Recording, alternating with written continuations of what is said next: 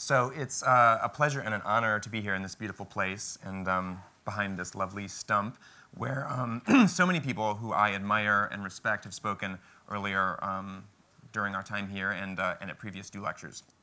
So what I want to talk about is lightness and gravity. To start off, I'm going to explain who I am, how I write, and I'm also going to talk about why I write. My name is Sloan. I'm a fiction writer. I write in a lot of different ways. I publish stories on the internet. I write novels that become real physical books in bookstores. And I even make things like iPhone apps. And along the way, I'm hoping I can give you some ideas that you can use as you think about your own why, whether it's writing or something else, why you do what you do, how you decide what to do. So I was actually going through my notes, making keynote slides with the stark white text on the black background, and it didn't feel right. It did not feel right for this tent and for the way this whole place feels. So I decided instead I would just show you my notes, the notes I'm working from, and we can kind of go through them together. So we can start. Every writer begins as a reader. This is one of the wonderful things about being a writer. You know that everybody has had to start in the same place. And it's actually wonderful to be talking about this here in Wales because the books that made the biggest impact on me as a kid, the books which, if I had to just pick one series and point to it and say, that's the reason I'm a writer today, it would be the Chronicles of Prydain. This is a series of books by a writer named Lloyd Alexander. He's actually an American, but these books, if you know them, they are 100% Welsh mythology, kind of retold and repackaged. There's an important character in the series named Fflewddur Fflam, and I think looking at that, it kind of tells you everything you need to know about its connection to this place. So I read those books when I was a kid, and I read lots more. Like anything with the word chronicles or the word dragon, or ideally both of those things together. I read it. I read them all. I read a lot. And all those books together started a thread vibrating in my life. Then I grew up. I went to college. I studied economics. I worked in journalism. I went to San Francisco and I helped to start a cable TV network. I worked at Twitter, the company, for about 2 years. Did all these serious things. I did strategy. I did ad sales. I did media partnerships. And all along, for 20 years, since the day when I first encountered Fflewddur Fflam, the thread was still intact, and it was still vibrating. If you zoomed in, if you listened really closely, you could hear it, and it was saying, write, write, write. You have to write. You have to write your own chronicles, optionally featuring dragons. It took me too long to really listen, but I finally did. I did listen to it, and I began. So I started by publishing short stories for the Kindle, Amazon's e-reader that anybody can publish things for. In 2009, I ran a project on a website called Kickstarter. There's actually a lot to say about Kickstarter and the way it's transforming creative work and the way it transformed my work. It was really a turning point for me, but we'll leave that for a bar or for another talk. After that, I wrote my first full-length novel. It's called Mr. Penumbra's 24-Hour Bookstore, and it's coming out this October. It's going to be published by Farrar, Straus and Giroux in the United States.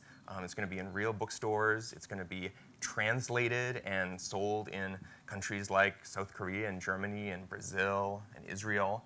So now I'm kind of riding this thread, right? I'm living this life, and so I'm suddenly faced with all these very real questions. Questions of how do I do this? How do I do it in a way that's sustainable, in a way that's predictable, in a way that makes me happy?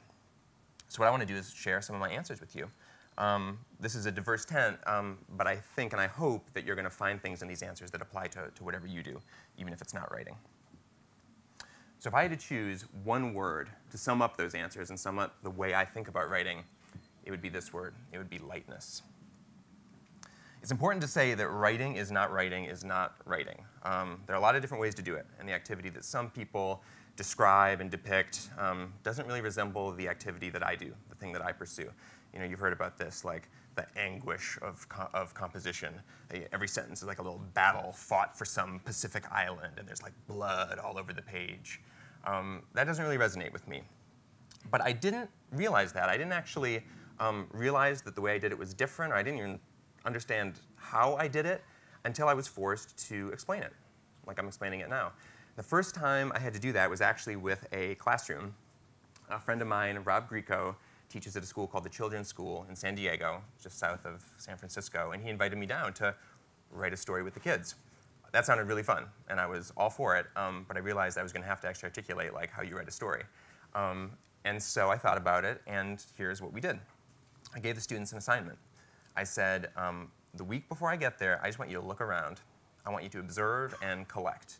I want you to find interesting names, scraps of words, things written on signs, the names of streets, the weird stuff like on the underside of your computer, on the back of your notebook. Just all these things that resonate. You kind of see them and they make you go, like, what's the story behind that? Or could there be a story behind that?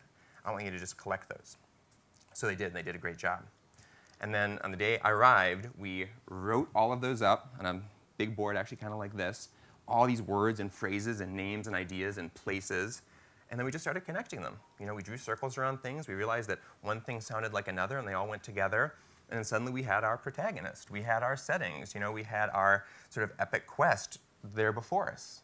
We had actually collected it already, even though we didn't realize it. We ended up, by the way, with a story about a secret agent who is tracking the fairy queen Titania's castle across the world so he can rescue his family. And he eventually finds it thanks to a magic popsicle, which tastes like cobwebs. It's actually a cool story. You can read it on my website. It's called Normal Heights. So this is lightness of inspiration. This is the notion that if you sit there with your head in your hands, like trying to think of a good idea, it's not going to work. Everything that I write, I collect it first. I don't even know what it's going to become. One scrap that I will carry away from Forrest is the word Krog. I feel like a Krog has to be a thing, right? Like I need to write a story about Baron Krog and his haunted forest. So there's more. There's other kinds of lightness. There's also lightness of motion. I think this might be the most important kind. When I write, I'm always feeling for resistance, for friction. And as soon as I sense it, as soon as I'm there at the keyboard and I feel myself slowing down, I stop. Rather than slog through or push through or try to figure it out, I just quit. I surrender. But it's a ruse. It's always a ruse. And I've worked through this pattern 1,000 times. I'll be sitting at my desk and I feel the words slow down. Something starts to sort of grind up here or in here. And you just push away and you stand up and you take a walk. This Latin proverb has sort of become my motto, solvitur ambulando. It is solved by walking. And it's true. I believe if you're sitting in front of a computer with the intention to write something and your fingers are not moving, something is amiss. And I think that the motion of the legs is the simplest and most effective remedy for this ailment. So when I talk about lightness, I actually mean lightness of the mind and lightness of the body. You need to be ready to kind of jump up away from your work and move your muscles. It turns out that actually moves the gears of your mind as well.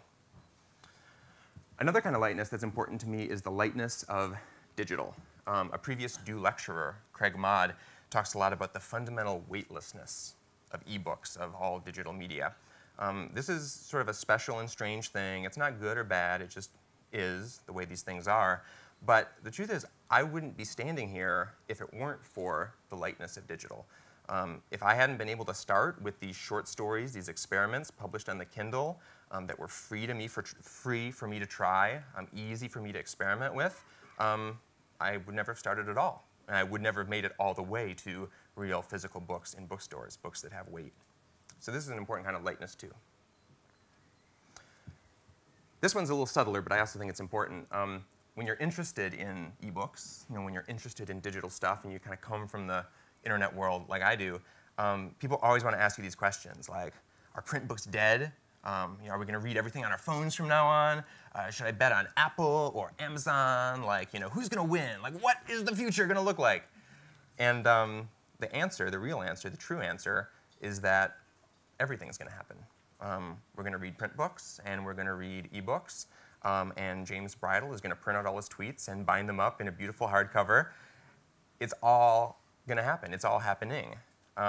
So when someone presses you to pick sides, and they kind of give you one of those or dichotomies, it turns out that's actually a trick. Don't fall for it. The answer is almost always and. This part makes me actually very conscious of my Michigan accent, and. I wish I said and. The answer is and.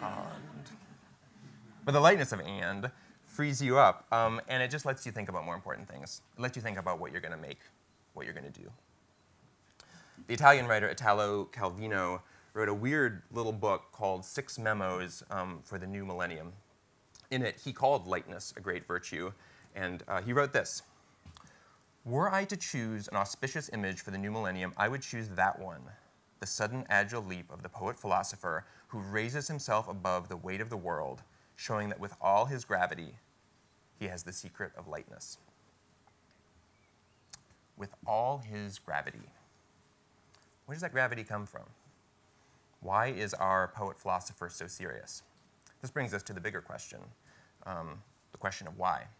Why bother with lightness, and why bother with writing at all? This is also where I took my notes indoors because it was too cold outside. There's a book I really enjoyed. It's called Buddhism Without Beliefs by a guy named Stephen Batchelor.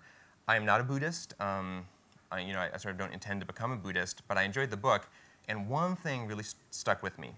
It's Batchelor's articulation, really his precise wording of a Buddhist death meditation.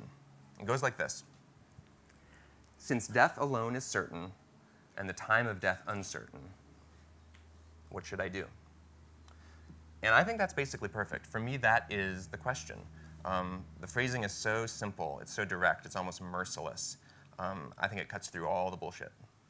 Anytime I'm wrapped up in some stupid question, some little doubt, anytime I feel like I'm wasting my time, this is like the clear ringing bell. So I'm not going to fool around. I'm actually going to tell you my answer to this question. But first, I'm going to tell you what my answer is not. I feel like many ambitious people are drawn to this great exhortation. We've heard his voice here before. This or some version of it, make a dent in the universe. I think it's appealing because it's both big, but also sort of humble. You're like, yes, I can make a difference in the whole universe, like all of human affairs, the whole world. But just a dent, it's just a sort of a tap, just a dent. I actually hate this phrase. I think it sets you up all wrong. It turns out that time is the ultimate body shop. It smooths all the dents away. A lot of people made a lot of dents 100 years ago, and today I would argue that almost all of them are undetectable. And to be clear, some people do actually make dents in the universe, or at least our little human corner of the universe. But I think most of those people are like dictators. And this is generally really horrible stuff, like 1 million people starved to death somewhere. Yeah, that's a dent in the universe. That lasts. So let's maybe not do that. Instead, here's my alternative. Let's leave fingerprints for the future. Because I think this is what we really care about. The world we live in is already on its way out. It's actually the future that we care about. It's the future that matters. I actually think it's only the future that matters because it's barreling down on us. It'll be here before we know it.